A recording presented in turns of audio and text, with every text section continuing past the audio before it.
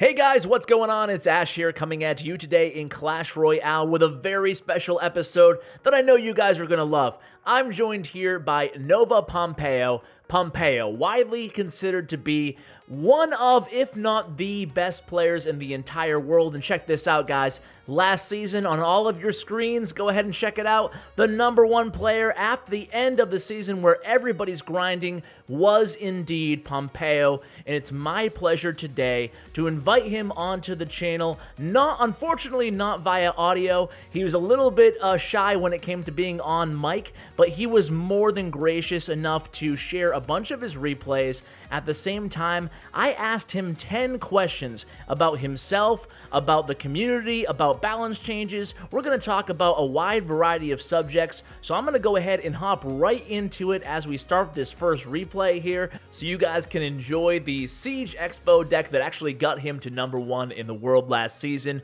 So enjoy the replays, guys. Let's hop right into it here. So my first question for Pompeo was, tell us a little bit about you as a player. What's your background? And is this the first game you've ever played competitively? By the way, guys, you'll see that I snuck in like 3 questions in some of these questions. A little trick to the trade there. But he responded, oh, and I also asked, what do you do when you're not clashing? So that was the first question. He responded, my name is Pompeo, 4 in-game. I'm from Mexico, and I've been playing since the beta release of the game. He said from the very beginning, he always wanted to be the best in the entire game. He got known from PhoneCat streams and the game's subreddit early on. This is the first game he's ever played competitively. He used to play Clash of Clans casually and also a little Call of Duty very casually, but he's never played any other game competitively before. When he's not clashing, he's usually hanging out with friends and family. Okay, question number 2. I asked, do you drag or tap your cards? His answer, it really depends on the device that he's playing. If it's his phone, he'll usually tap the cards because it's much easier. If it's on his iPad, he tends to drag the cards because the distance between taps is much more than on the phone, and it can cause misclicks sometimes. So for him, it all comes down to the reaction time and preference. So number 3, I asked, what is your favorite card in the game? And also, what is your favorite archetype in the game? He said he'd go with the Inferno Tower. It's the best defense against tanks in the game, and almost every single one of his decks include the Inferno Tower because it shuts down beatdown archetypes very easily. His favorite archetype is Siege, and Expo is awesome if it's played well, he says. His second favorite is probably a Spell Cycle deck, and it's also very viable in the current meta according to Pompeo. So I asked, number 4, what archetypes do you think are the most forgiving for non-pro players? So essentially I asked, if you're not a top player in the world like you are, Pompeo, and maybe you consider yourself an average player or a below average player, what archetype is the easiest to grasp and just understand all the concepts behind? So his answer was Beatdown by far is the most common and easiest archetype for new or casual players. A giant deck could work well in any arena. It usually wins in lower arenas, even if you make several mistakes, because control and siege archetypes aren't very common there. Question number 5. I said, what common mistakes do you see made by other pro players that other people might be able to pick up on and maybe apply to their games? And he said, honestly, the common mistakes really varies largely from player to player. So I guess that question was kind of a dud. He said there's really no common mistake that is common amongst all the players that he witnesses. So question number 6. I said, how do you like Nova? What made you choose Nova for your sponsored account, your main account now? He said, Nova for me is one of the best clans, if not the best clan in the game. I chose them because how they were cleaning up their bad reputation and because all the benefits Nova gives to their members. I was against them strongly before they changed, and I was in constant talks with one of their managers about it. And as soon as they changed, I decided to give them a try. He ended up liking it, so he joined Nova full time, and he really enjoys being part of them now. Question number 7. I asked, Okay, besides yourself, what players do you think are the best in the world, and do you ever get scared or nervous going against any specific player out there? And his answer was, there's a lot of great players out there. He named quite a few here. I'll list a few of them. He said Trainer Chris, CMC, Trainer Nick, Marcel P, Guanek, Z Teamper, and Adam aka Zed. He thinks those are some of the top players, and he could see any of those players finishing #1 overall any given season. He also said that he's not scared to face anybody on ladder. He just looks forward to a really competitive and good match if he happens to get matched up against one of those guys or several other players that he didn't mention. He said there's a lot of good guys out there in the community. So, question number 8. I asked, what do you think of the New Balance changes? And he said, there's a reason behind all of the changes. He believes that the Zap nerf was not needed, but a buff to Goblins sure was, because they were seeing almost no play at all at the top, except for Goblin Barrel. Now, Mega Minion, Elite Barbarians, and Ice Golem nerfs were necessary in Pompeo's opinion. The Log nerf was a bit too much in his opinion. Other than that, he says he can see the reason behind all of the changes. Overall, he's excited for the new meta. So, question number 9. How many matches do you usually play on the average day? And he says, really, there is no average day. It all depends on what's going on.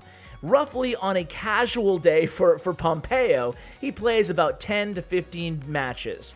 But he'll play up to 120 matches if there's a special event, such as the Electro Wizard Challenge. Now, Pompeo was one of the first in the world, a little bit murky on exactly who was the first, but he was one of the first handful of people to farm up a max level Electro Wizard in the Electro Wizard Challenge. Huge props to him.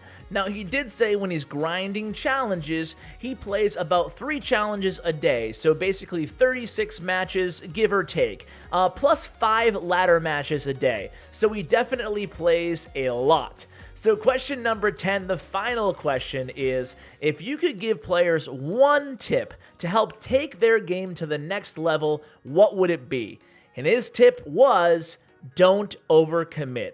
Taking the risk might look tempting, but if the opponent has a push going straight to your tower and you overcommit on the other lane, you'll probably lose if the enemy has a counter for that counter push of your own. I find it much better, this is Pompeo speaking, I find it much better to play it safe rather than trying to win and end up losing a lot of trophies or an important tournament game because of overcommitting. So guys, there you have it. Rapid fire, 10 questions, 10 answers from the world's best Pompeo. So guys, as this match ends, let's just go ahead and talk about the deck that he's playing to talk you through this last game here. So it is the Expo deck that he is so well known for, and I'll tell you what guys, I've been playing this deck as well in challenges and doing very well. Now, I said challenges, so it doesn't just only work on ladder. It actually works really well on challenges too, and it definitely still works in the current meta. Now, you have archers, which are a great answer to graveyard, which is definitely going to be still very strong in the game, especially in the tournament winners. I assume that a lot of graveyard is still going to be around. You also have a bunch of protection cards for the Expo, so you have to pick and choose your spot, but with this deck you also run the rocket, so you can defend well, you can over defend your Expo and lean on that Inferno Tower, kind of like Pompeo was saying earlier in this Q&A. He loves the Inferno Tower because for 5 elixir you can stop a big push coming in the other lane. For example, if the opponent drops a golem in one lane, you can safely put your Expo in the other lane and then just rely on that Inferno Tower on defense. Just make sure you don't stretch yourself too thin because like Pompeo said, if you overcommit on your push, you could find yourself in trouble. But in this deck, you do have some allowances to help you defend at the same time. Now you have the rocket, of course, so all you really need to do is get the tower down with the Expo that's within within the destruction range of your rocket, depending on the level. Other than that, the deck is pretty straightforward, guys. You just gotta make sure you don't over-defend your Expo every single time, especially early on. You have to make sure you don't play super aggressively. You make sure you learn what your opponent's counters to the Expo are, and sometimes in the Expo deck, now this isn't from Pompeo, just from my own experience, but if you go against a really solid player, sometimes, especially on ladder, when you only have 4 minutes total per match, you just play for the tie. Now, some players who are super aggressive may disagree with me on that, but me on ladder with the Expo deck, sometimes I'll take the tie. If the opponent always has a strong answer for my Expo, or more than one strong answers, sometimes I'll just play the defensive Expo and rely on that. So here, another good win for Pompeo, and look at that, he's barely taking any damage to his towers. Another cool thing I'll do on the Expo deck is if you get one tower down, you can pretty much relax. You still want to put pressure on when you have the opportunity, but it does give you that allowance to play the Expo defensively if you want to. And there it goes, time ticks off the clock and another win for Pompeo, the world's best. So guys, I hope you enjoyed this little Q&A with Pompeo. A special shout out and thank you to Pompeo. Let me know if you want to see him back on the channel, maybe in a Pro v Pro. We'll have to wait and see if he accepts. So guys, thanks so much for watching, and as always, take care, guys.